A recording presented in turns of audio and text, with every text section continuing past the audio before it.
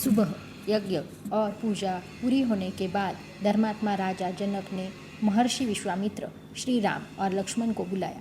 उन्होंने शास्त्रों के अनुसार मुनियों और दोनों राजकुमारों का सम्मान किया और विनम्रता से कहा, भगवान, आप हमारे यहाँ आए, यह हमारा सौभाग्य है। आज्ञा दीजिए कि मैं आपकी सेवा कर सकूं। तब महर्षि विश्वामित्र बोले, महाराज, ये दोनों राजा दशरथ के पुत्र हैं, श्री राम और लक्ष्मण। ये आपके यहाँ रखे हुए उस प्रसिद्ध धनुष को देखना चाहते हैं।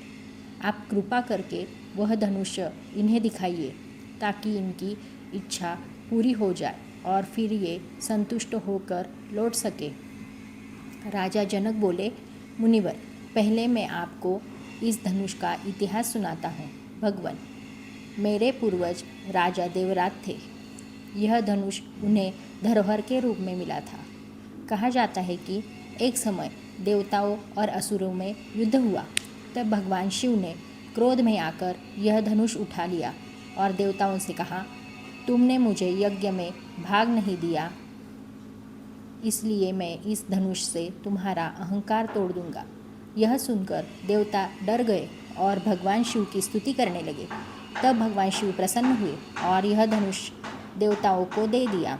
वही धनुष मेरे पूर्वजों के पास धरोहर बनकर आया और आज मेरे पास सुरक्षित रखा है।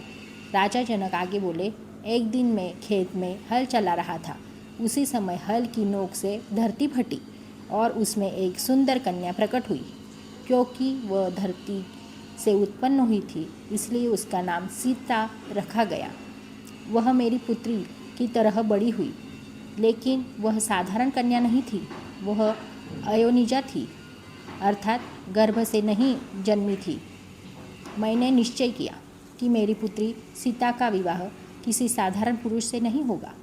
जो इस शिव धनुष को उठाकर उस पर प्रत्यंचा चढ़ा सकेगा, उसी से मैं उसका विवाह करूँगा। इसीलिए मैंने सीता को वीर्यशुल्का बनाया, अर्थात उसका विवाह पराक्रम से तय होगा।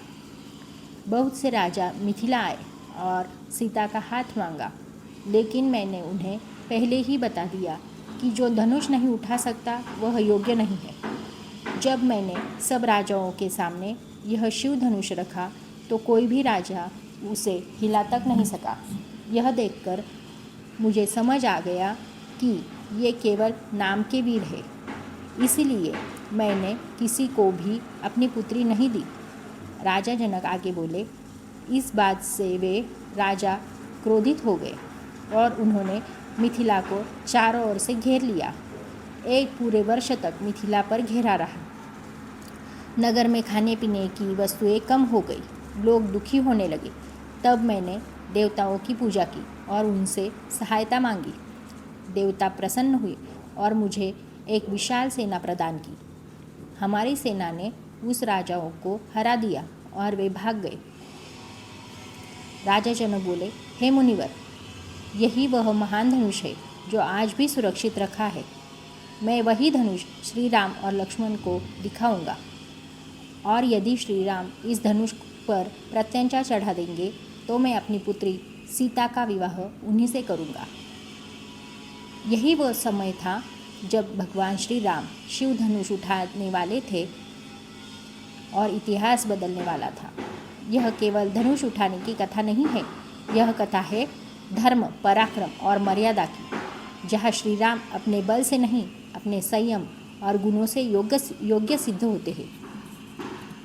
इस कथा में हमें यह शिक्षा मिलती है कि विवाह केवल सुंदरता से नहीं, बल्कि योग्यता और चरित्र से तय होना चाहिए।